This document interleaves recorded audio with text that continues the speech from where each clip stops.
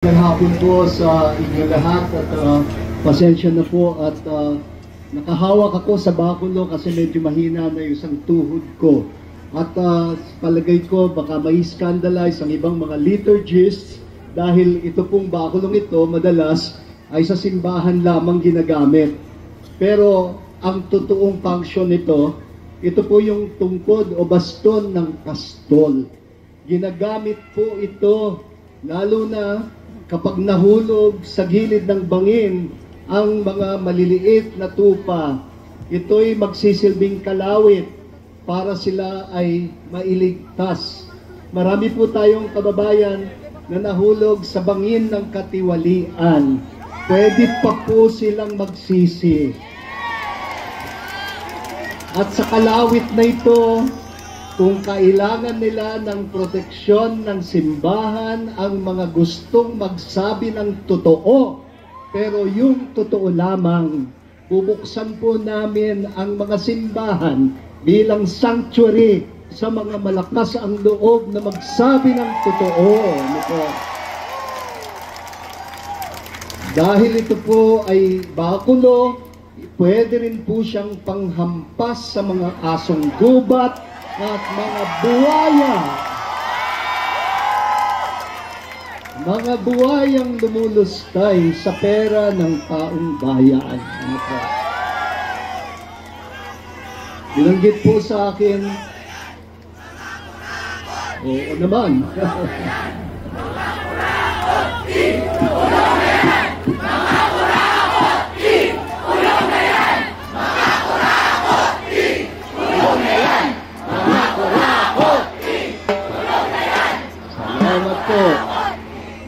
Kanina po, maaga kaming nagmarcha mula sa San Roque Cathedral, ang buong contingency galing sa Diocese of Caloocan. Shout out, Diocese of Caloocan. Nagmarcha po sila mula po sa San Roque Cathedral hanggang doon sa monumento. At bawat isa ay may hawak na mensahe.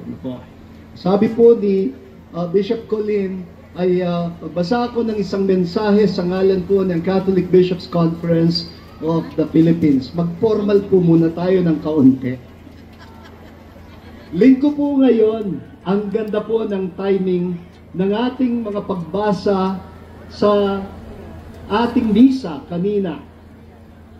Ang ganda po ng timing sa malaking krisis na panlipunan na kinakaharap natin sa kasalukuyan bilang isang bayan. Sabi po ng Ebanghelyo, ang hindi mapagkakatiwalaan sa maliit ay hindi rin mapagkakatiwalaan sa malaki. At binalaan ng propetang si Amos ang mga taong nagsasamantala at walang pakundangan sa pagdurusang dulot ng kanilang tiwaling mga gawain sa mga mahihirap habang kunwari palasimba at makadiyos. Para bang diretsyo ang tugon ng salita ng Diyos para sa ating sitwasyon ngayon. Kanina po, kinilabutan talaga ako nang marinig ko ang huling linya ng Propeta Amos. Ang Panginoon daw ay sumilip mula sa langit at nang makita ang korupsyon, ang katiwalian sa kanyang bayan, nasabi niya, hindi ko na mapapatawad ang masasamang gawa na mga ito. Sana wala pa sa ganyang yugto ang pakiramdam ng ating Panginoon. Pero alam ko, pagod na tayo sa katiwalian. Kaya ang dami nagpa-viral dun sa video ng birthday ng pamangkin kong si Cara David. Ay itong mga taga-Caloocan, may ginawang isang poster. Cara David, happy birthday. Wish mo, wish ko. Ang sabi nila. Ang tawag ko dyan ay panaghoy. Minsan parang gusto na nating maghinagpis. Okay lang. Sa Biblia marami hong panaghoy. Hindi naman kailangan puro matatamis na salita lang ang ating bigkasin sa pananampalataya. yung ating saloobin, yung ating damdamin, ipahayag po natin. Kaya't napapanahon ngayong hapon na tayo'y nagtitipon dito sa EDSA People Power Monument para manalangin, para magpahayag at ipanawagan ang katapatan at pananagutan sa mga binigyan ng tiwala. Ang salita ng Diyos mismo ang nagbibigay sa atin ng tapang at linaw na ang ating pananampalataya ay hindi lang para sa sarili, kundi para sa kapakanan ng ating bayan. Mga minamahal naming mga kapatid, mga parokya, mga BEC, mga kaparian, mga relihiyoso at relihiyosa, mga laiko, mga charismatic communities na naririto, mga kilusan ng mga kabataan, mga Catholic schools at iba pang mga eskwelahan, mga kapatid naming mga Kristiyano mula sa iba't ibang mga denominasyon.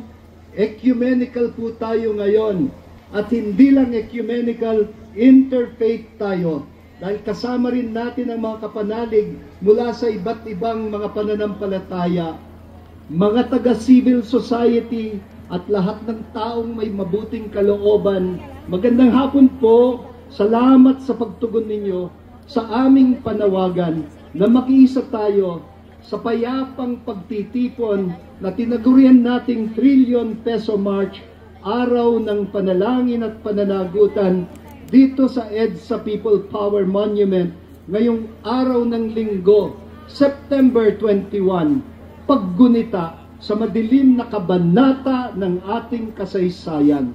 Salamat sa Diyos at ang lugar na ito ay naging simbolo dahil tumungo dito ang milyong-milyong mga Pilipino noong Pebrero 1986. Kanina ho hinihintay ko yung kantang Handog ng Pilipino sa Mundo, mapayapang paraang pagbabago.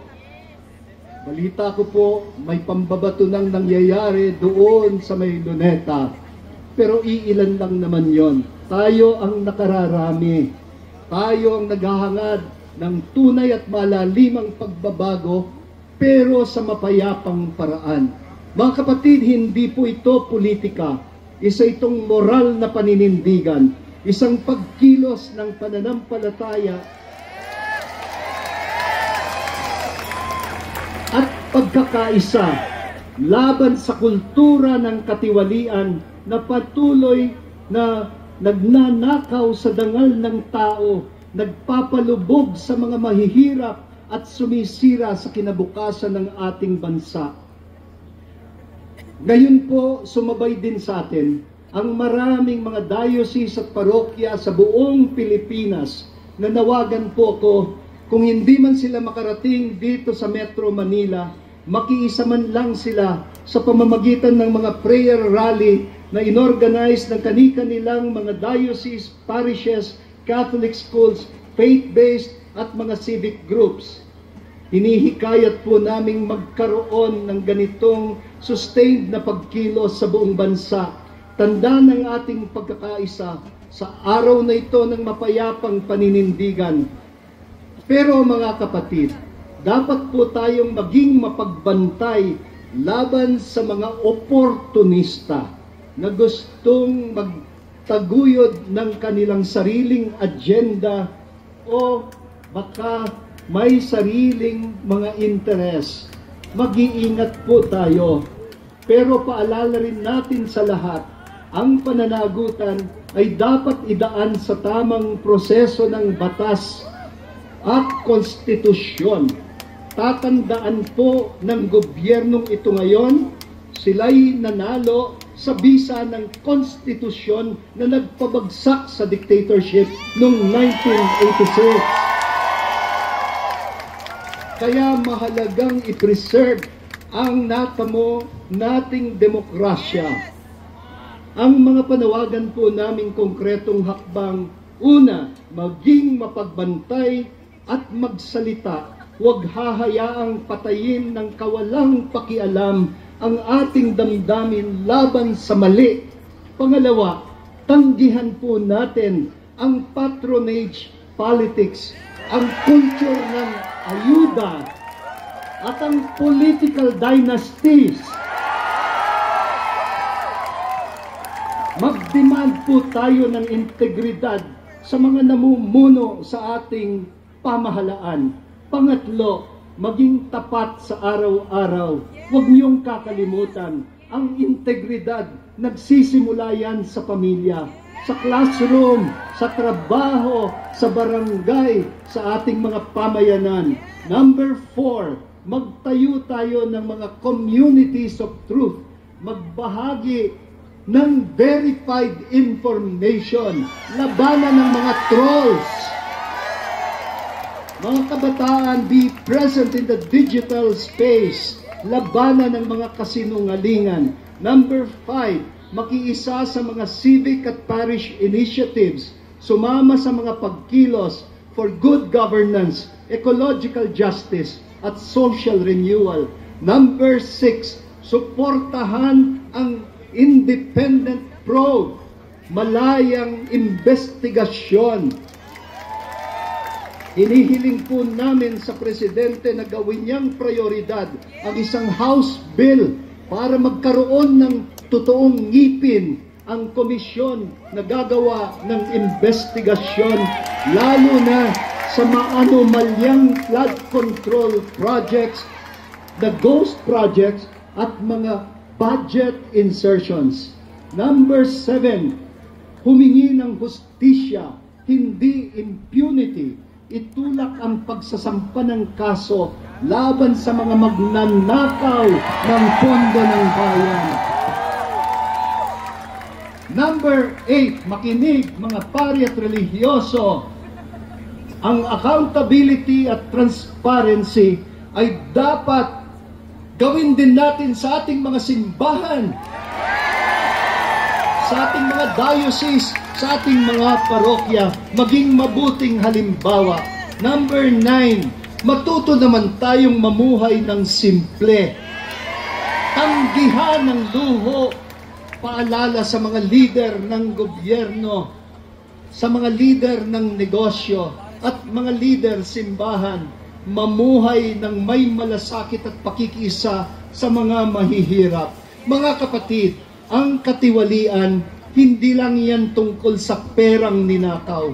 Ito'y tungkol sa kinabukasang ninanakaw hanggang ngayon.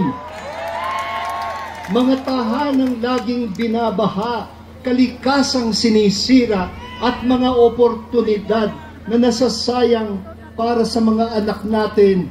Kaya nananawagan kami sa mga mamambabatas, huwag nating gawing lungga ng magnanakaw ang Senado at Kongreso.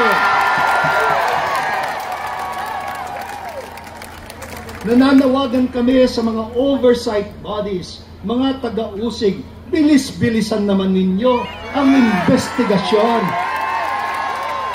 at papanagutin ang dapat managot.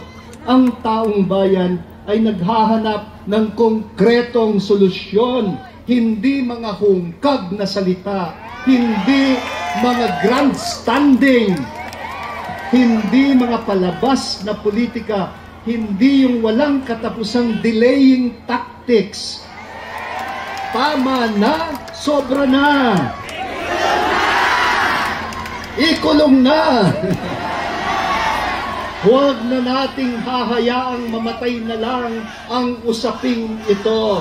Alam po ninyo, maraming beses na nagkaroon ng mga iskandalo ng katiwalian, pero namamatay lang at sa bandang huli ay nabibinbin lang ng mga political accommodations at compromises. Huling mensahe para sa mga yumaman sa panlilinlang at sa pandarambong sa pondo ng bayan. Inuulit namin ang panawagan ng Panginoong Hesus kay Zaccheo. Bumaba ka riyan. May panahon pa para magbalik loob. It is never too late to be converted. Isoli ninyo ang hindi inyo. Hindi nyo ba yan natutunan sa values ninyo, sa good manners and right conduct? Huwag mong ibubunsa ang hindi iyo. Sa kindergarten lang yan. Mga kapatid, walang tunay na kapayapaan kung walang katarungan. At hindi tayo magkakaroon ng katarungan kung walang pagsisisi. Huwag tayong sumagot ng karahasan o pananahimik o pagwawalang bahala. Sasagutin natin ito ng pananampalataya, ng lakas ng loob, ng pagkakaisa. Manindigan ho tayo para sa katotohanan, para sa katarungan, para sa pagbabago. Maging maamo tayong parang mga kalapati, wika ng Panginoon, pero maging matalino din tayong parang mga ahas. Dahil tanda ninyo, ang mga kurakot, matatalino din yan. Sama-sama ho tayong bumuo ng isang bansang tapat, makatarungan, at tunay na makatao. Ako po si Pablo Virgilio Cardinal David, Obispo ng Caloocan, Presidente ng Catholic Bishops' Conference of the Philippines.